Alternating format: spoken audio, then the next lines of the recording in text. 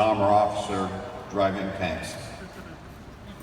He's a veteran of Operation Desert Storm, serving General Franks during that war. After breaking service, came back and joined the United States Air Force Reserve and deployed to Kandahar, Afghanistan in 2011. Ladies and gentlemen, Captain Bergson.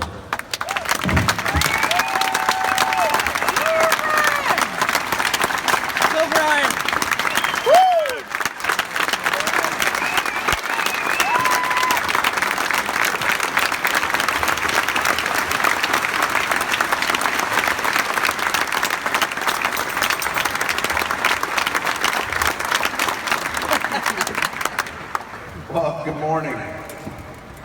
One of the good things about going last is I have a lot less people to thank, so I'm just very honored to be here with the mayor and a Medal of Honor winner, and I can't even count how many generals. It's pretty amazing.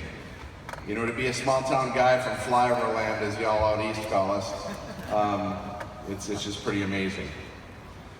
I'm from St. Paul, Minnesota. That's how you properly say it.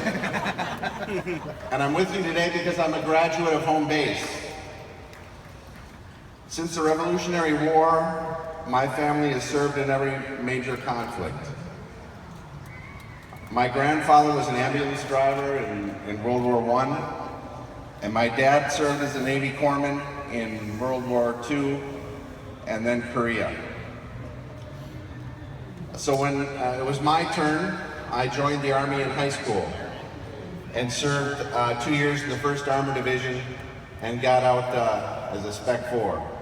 Those of you who are Spec 4s know about the Spec 4 Mafia. I was a member.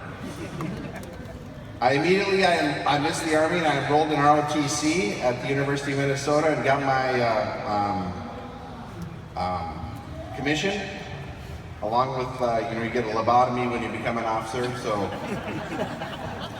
And I joined the armor branch. I thought, I want to be in combat arms, and I thought infantry, well, maybe, but why walk when you can ride? I volunteered and served in Desert Storm in the 1st Cav, and after the war I came home and got elected to the Minnesota legislature. And I served 2 years. I got unelected in '94. It was not a very good year for Democrats that year. And I decided if you can't play the game, you got to coach it. And I became a lobbyist for a big labor union in Minnesota. Then 9/11 happened, and the wars in Afghanistan and Iraq started, and my heart got pulled back to the military. I immediately went to the closest unit to my house, and I signed up with the United States Air Force Reserve. They couldn't offer me a commission, so I enlisted as a staff sergeant. I started out enlisted. I thought I can do it again, and I'm proud that I did. I didn't care.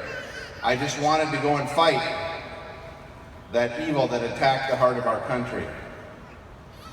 In 2011, I left my new wife, my 5-year-old son, and I deployed to Kandahar, Afghanistan during the height of the surge. The worst part about the war is leaving your family, and leaving a 5-month-old son was very, very difficult. In war, I'm sure my brothers and sisters here will attest, you see things and you do things that leave a lasting imprint on your soul. I'm a very proud Catholic, and even though I couldn't attend Mass a lot when I was in Afghanistan, I prayed the rosary daily. Then the unthinkable happened to me during Holy Week, actually. I was injured and suffered both a moral and physical injury. Immediately I felt like I was broken and put together in pieces that didn't properly fit. I struggled to make it while I was there, but I made it home in one piece. I was just 2 days removed from the battlefield when I landed in my living room. There was no transition, no help, and I felt like I didn't belong in the place I called home. I reached out for help, but no one seemed to understand. I couldn't sleep, and quite frankly, I didn't want to sleep, because those torturous memories devolved into nightmares so vivid that I fought the same battle that hurt me over and over again every single night. So instead of sleeping, I stayed up for days at a time. I desperately wanted to take my trauma and put it in a box on the shelf like my grandfather and dad did and move on with my life, but it just didn't work. I drank to sleep, and I drank just to live. I went to the VA. They didn't really help me a lot. They are now. But they did put me on more pills than Heinz has pickles, and I was a zombie. By the spring of 2016, I just wanted out. I wanted to die. I couldn't take the pain anymore. And believe me when I say, I know what the barrel of a gun tastes like, and it doesn't taste good. Somehow, and I don't remember exactly how, I found out about the Warrior Care Network. I think it was through the Wonder Warrior Project, but I just really can't remember.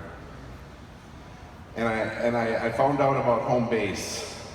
And I took a chance, you know, you're sick and tired of being sick and tired. And I picked up the phone instead of my 45. And some guy named Kevin, with an accent so thick, answered the phone. He spoke faster than I did. He talked about the great help I could get and how awesome the Italian food was, and how I just had to come to Boston. You know, when you've got this PTSD thing, you don't want to leave the house, and so I took another chance. And in December of 2016, I got on that plane and I came to home base. And I talked about those things in that box that I'd stuffed so deep down that were torturing me. I'd lost all emotion related to my trauma. But slowly, home base got me to feel again. Home base is my second family. Because they took a broken man who didn't want to live and treated not only my PTSD, but my entire body with wellfulness, and wellness I mean mindfulness and nutritional programs. I've lost about 30 pounds.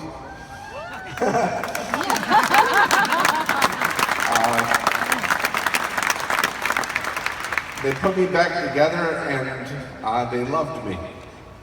So much so that once I got home, I received an Amazon gift card to buy my kids Christmas presents, because I must have mentioned to someone that I haven't worked in 6 years and we didn't have the money to buy our kids gifts. Dr. Harvey calls me, she checks in, they coordinated my care with the VA, and my best buddy Joan checks in with me. I made friends during my stay at home base that you can only make in the military, and you all know that if you've been in the military. We lift each other up, we care for each other, and they're here today. Butch, Heather, James, and Tom would do anything for me, and they're all right up front here.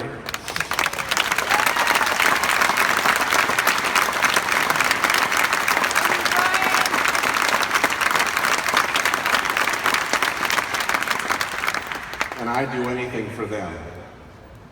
You need to know that your efforts and your money matters.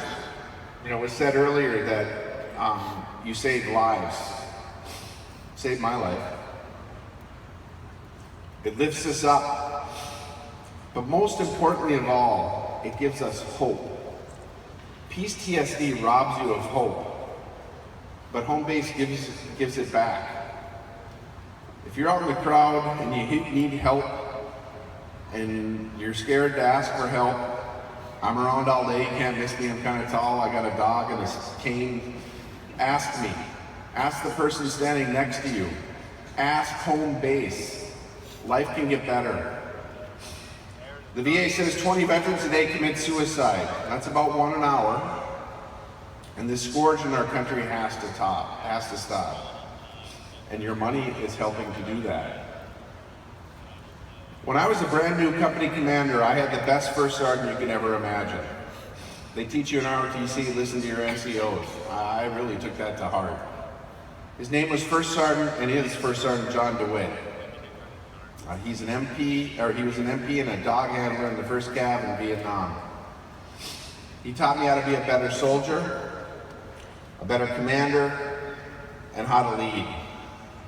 I'm running today for him and all the Vietnam veterans here today. Welcome home.